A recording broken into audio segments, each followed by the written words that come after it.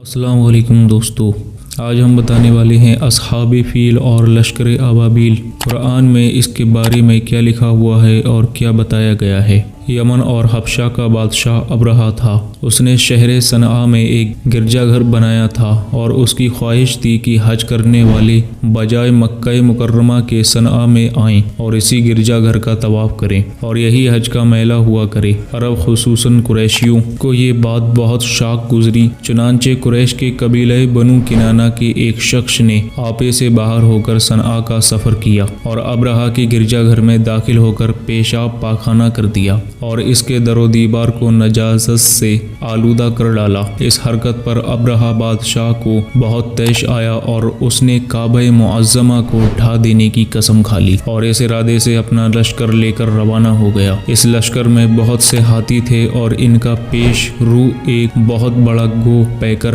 ہاتھی تھا جس کا نام محمود تھا۔ ابرہہ نے اپنی فوج لے کر مکہ مکرمہ پر چڑھائی کر دی اور اہل مکہ کے سب جانوروں کو اپنے قبضے میں لے لیا، جس میں عبد المطلب کے اونٹ بھی تھے۔ یہی عبد المطلب جو ہمارے حضور خاتم النبیین صلی اللہ تعالی علیہ وسلم کے دادا ہیں، خانہ کعبہ کے متولی اور اہل مکہ کے سردار تھے۔ یہ بہت ہی رعبدار اور نہایت ہی جسیم باشکو آدمی تھے۔ یہ ابرہہ کے پاس آئے۔ ابرہہ نے ان کی بہت تعظیم کی اور آنے کا مقصد پوچھا تو آپ نے فرمایا کہ تم میرے اونٹوں کو مجھے واپس دے دو۔ یہ سن کر ابرہہ نے کہا کہ مجھے بڑا تعجب ہو رہا ہے کہ میں تو تمہارے کعبہ کو ڈھانے کے لیے فوج لے کر آیا ہوں جو تمہارا اور تمہارے باپ دادا کا ایک بہت مقدس محترم مقام ہے۔ آپ نے اس کے بارے میں کچھ بھی مجھ سے نہیں کہا، صرف اپنی اونٹوں کا مطالبہ کر رہے ہیں۔ حضرت عبد المطلب نے فرمایا کہ میں اپنی اونٹوں ہی کا مالک ہوں، اس لیے اونٹوں کے لیے کہہ رہا ہوں اور کعبہ کا جو مالک ہے وہ خود اس کی حفاظت فرمائے گا،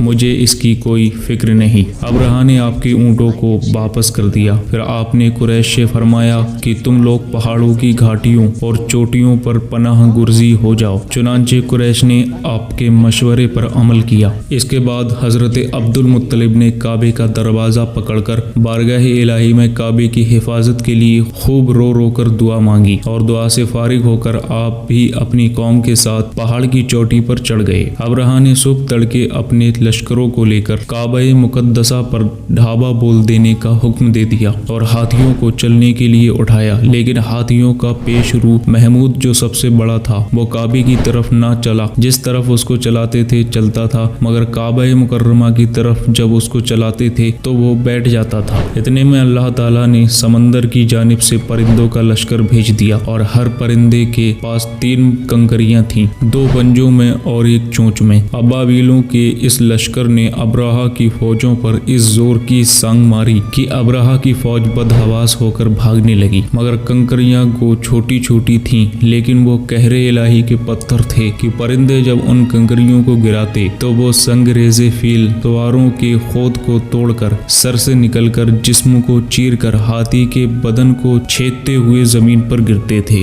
ہر کنکری پر اس شخص کا نام لکھا تھا جو اس کنکری سے ہلاک کیا گیا۔ اس طرح ابرہہ کا پورا لشکر ہلاک و برباد ہو گیا اور کعبہ معظمہ محفوظ رہ گیا۔ یہ واقعہ جس سال وقوع پذیر ہوا اس سال کو اہل عرب عام الفیل ہاتھی والا سال کہنے لگے اور اس واقعے سے 50 روز کے بعد حضور سید عالم صلی اللہ علیہ وآلہ وسلم کی ولادت ہوئی۔ اس واقعے کو اللہ تعالیٰ نے قرآن مجید میں بیان فرماتے ہوئے ایک سورہ نازل فرمائی جس کا نام ہی سورہ فیل ہے۔ ترجمہ کنز الایمان۔ اے محبوب، کیا تم نے نہ دیکھا تمہارے رب نے ان ہاتھی والوں کا کیا حال کیا؟ کیا ان کا داؤں تباہی میں نہ ڈالا اور ان پر پرندوں کی ٹکڑیاں فوجیں بھیجی کہ انہیں کنکر کے پتھروں سے مارتے تو انہیں کر ڈالا جیسے کھائی کھیتی کی پتی۔